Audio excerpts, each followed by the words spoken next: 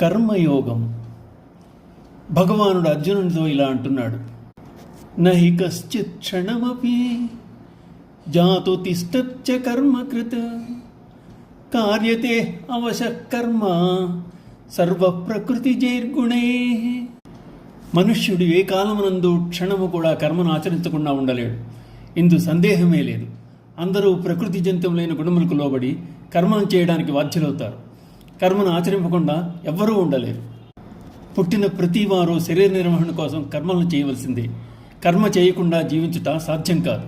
గాలి పీల్చడం, ఆహారం భుజించడం మొదలగునవి కూడా కర్మలే. అందుచేత కర్మ అనివార్యం. సామాన్యులైన వారు ప్రకృతి జంతువులైన త్రిగుణములకు అధీనులై ఉన్నారు. కానీ జ్ఞానులు, మహనీయుల స్థితి వేరు. వారు గుణములకు లోబడి లేరు. మాయకు చిక్కని వారు. వారి దేహేంద్రియాదులు వాటి కర్మలను ఆచరించిన వారు అకర్తలే. వారు చేయ కర్మలతో సంగత్వం లేనివారే. కర్మేంద్రియాణి సంయమ్య యాస్తే మనసా స్మరన్ ఇంద్రియార్థాన్ విమూఢాత్మా మిథ్యాచారస్స ఉచ్యతే. బలవంతముగా ఇంద్రియ వ్యాపారములను నిగ్రహించి మనస్సులో ఇంద్రియ విషయములను తలుచు మూఢుని మిథ్యాచారి, డంభి లేక కపటి అంటారు. కపటత్వం కలవారిని, మూఢులను సరిదిద్దుటకే చేసిన హెచ్చరిక ఇది. పైకి జ్ఞానేంద్రియ కర్మేంద్రియములను బిగబట్టి మనసును ముల్లోకములు తిప్పువాడు డాంభికము గలవాడు. సాధకుల మనస్సు కూడా అప్పుడప్పుడు విచలితమవుతుంది. లక్ష్యంపై నిలవక ఇటునటు పరిగెడుతుంది.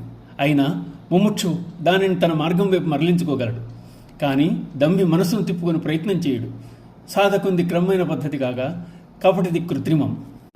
యస్వింద్రియాణి మనసా నియమ్యారభతేర్జున కర్మేంద్రియే కర్మయోగం అసక్తస్స విశిష్యతే. అర్జున, మనసుతో ఇంద్రియములను వశపరుచుకుని ఎట్టి ఆసక్తులు లేనివాడే ఇంద్రియముల ద్వారా కర్మయోగమును సాగించువాడు శ్రేష్ఠుడు. ఇంద్రియములకు స్వతహాగా విషయాల్ని గ్రహించే శక్తి లేదు. మనసు వాటితో కలిసినప్పుడే అది సాధ్యమవుతుంది. ఒక్క కర్మేంద్రియంతో ఆచరింపబడే కర్మయోగం అసంపూర్ణం. మనస్సును నిగ్రహించి ఇంద్రియములను అదుపు చేసి ఫలాపేక్ష లేకుండా చేయు కర్మలకు మనుషులు బద్ధులు కారు. ఇంద్రియములు మనస్సు తనకు లోబడి ఉండాలి. మనస్సును ఆసక్తి లేకుండా చేసుకోవడమే మోక్షానికి మార్గం. ఓం నమో భగవతే వాసుదేవాయ.